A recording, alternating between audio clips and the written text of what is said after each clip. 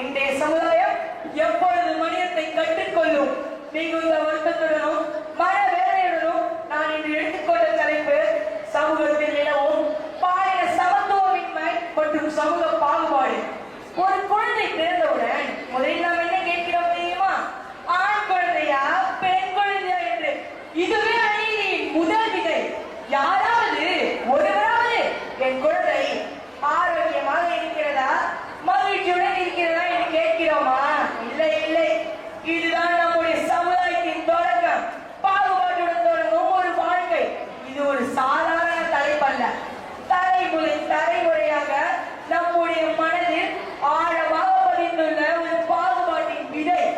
ஆண் குழந்தை என்றால் அறத்துப்பால், பெண் குழந்தை என்றால் கல்விப்பால்.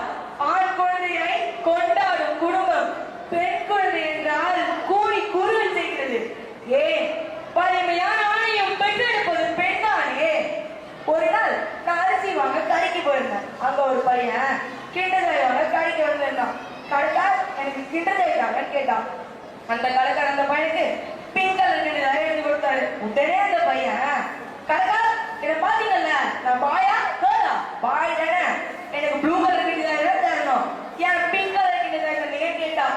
4 வயது சிறுவனுக்கு தெரிஞ்சிருக்குது ஆண் பெண் பாகுபாடு. வீடு என்பது குழந்தைகளின் மீது மிக முக்கியமான தாக்கத்தை உண்டாக்கும் இடமாகவே உள்ளது. குழந்தைகள் வீட்டில் எதை பார்க்கிறார்களோ, எதை அனுபவிக்கிறார்களோ, அதை தான் அவர்கள் வாழ்நாள் முழுவதும் சமூகத்திலும் செயல்படுத்துகிறார்கள். ஒரு நாள் ஒரு மாணவன் தன்னுடன் பயிலும் மாணவியிடம் சண்டையிடும் போது, ஏய் நான் ஆம்பளை அப்படிதான் இருப்பேன் என்று கூறினான். காரணம் என்னவென்றால் அவனுடைய தந்தை அவனுடைய தாயிடம் அப்படிதான் நடந்து கொள்வாராம். குழந்தைகள் எல்லாவற்றையும், அதாவது பாகுபாட்டின் குடும்ப சூழலிலிருந்தே கற்றுக்கொள்கிறார்கள். நான் படித்த 3ஆம் வகுப்பு தமிழ் பாட புத்தகத்தில் இது என் வீடு, இது என் குடும்பம், அம்மா சமைக்கிறார், தங்கை கோலமிடுகிறார், அக்கா துணி துவைக்கிறார், அப்பா செய்தித்தாள் வாசிக்கிறார், தாத்தா புத்தகம் படிக்கிறார். இவ்வாறு பெண்களை வீட்டு வேலை செய்வர்களாகவே சித்தரித்துள்ளனர். ஏன் அப்பா சமையல் செய்வதாகவோ வீட்டை தூய்மைப்படுத்துவதாகவோ சித்தரிக்க கூடாதா?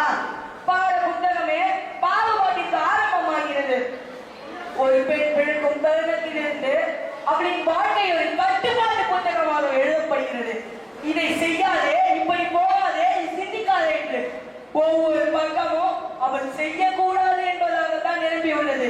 நான் கேட்கிறேன், ஏன் பெண் என்பவள் கனவு காணக்கூடாது? ஏன் அவள் குரல் உயரக்கூடாது? ஏன் இன்னும் அவள் சமூகம் இரண்டாம் என்று எழுதி கொண்டிருக்கிறது? இன்னும் பல இடங்களில் பெண்களின் தேவைகள் மதிக்கப்படவில்லை. ஒரே வேளையில் குறைந்த சம்பளம். ஒரு பெண் வெற்றி பெறும் போது அவள் கடினமாக உழைத்தார் என்று கூறாமல் அவள் பெண் என்பதால் கிடைத்த வாய்ப்பு என்று கூறுவது எத்தனை அவலம்! நாம் பெருமையுடன் சொல்கிறோம் நமது நாடு முன்னேறி கொண்டிருக்கிறது என்று. நாம் கேட்க வேண்டும், யார் முன்னேறுகிறார்கள், யாரை நாம் பின்னோக்கி தருகிறோம் என்று சிந்தியுங்கள். அன்று பாரதியின் குரல், ஆணும் பெண்ணும் நிகழ கொள்வதால் அறிவிலோகி வையம் தழுங்குமாம். போன நல்லவன் தோழிக்கு பெண்ணொரு போது நிற்பதுதான் சிவசத்தியம். ஞானமும் அச்சமும் நாயகனுக்கு வேணுமா?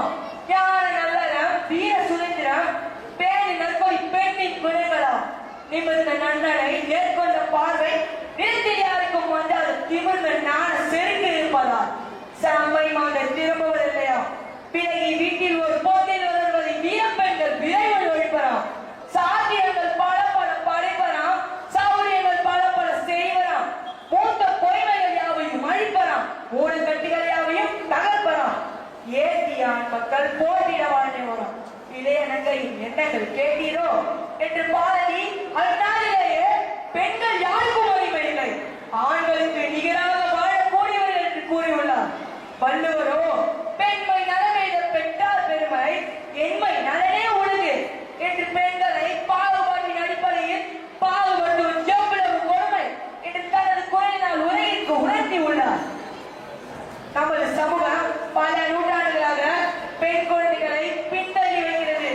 ஆனால் இப்போது அவர்கள் பின்னிலும் பறிக்கிறார்கள், அரசியலிலும் பிரவேசிக்கிறார்கள். நாம் பெருமையுடன் சொல்கிறோம். ஆனால் நண்பர்களே, இதே சமுதாயத்தில் வேறு ஒரு குரல் அமைதியாக மூடப்பட்டிருக்கிறது. அது ஆண்களின் குரல். ஆண்களும் சமத்துவமின்மையின் வேதனை அனுபவிக்கிறார்கள். ஆண் என்றால் அழக்கூடாது என்று சொல்லும் சமூகம் அவர்களின் கண்ணீரை மூடி மறைக்க செய்கிறது. ஆண் என்றால் வலிமையாக இருக்க வேண்டும் என்று சொல்லி சொல்லி அவர்களின் மன வேதனை மறைக்க தூண்டுகிறது. ஆண்களின் துயரங்கள் மறைக்கப்படவில்லை. ஒரு பெண் தனது குடும்பத்தில் இருந்து விலகி தனது கனவை பின்பற்றினார் என்றால் அது சுதந்திரம் என்று சொல்லும் சமூகம் அதையே ஒரு ஆண் செய்தால் பொறுப்பில்லாதவர் என்று குற்றம் சாட்டுகிறது. ஒரு பெண் சம்பாதித்தால் அது சாதனை, அதே ஒரு ஆண் சம்பாதித்தால் அது கடமை என்று கூறுவது ஏன்?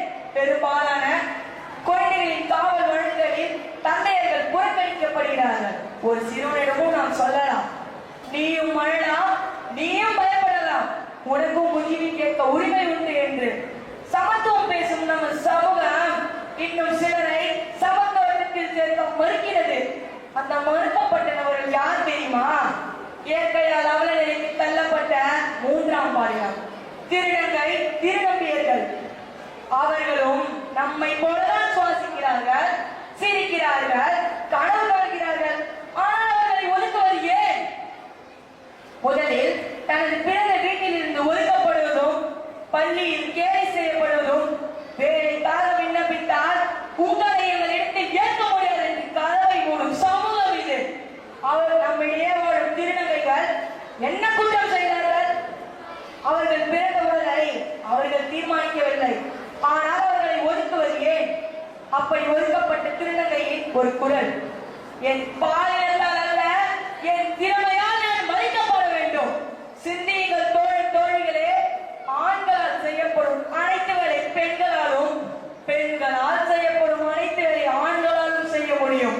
பிறப்பு உறுப்பு ஒன்றை தவிர மற்றவை அனைத்திலும் ஆணும் பெண்ணும் சமமானவர். நன்றி.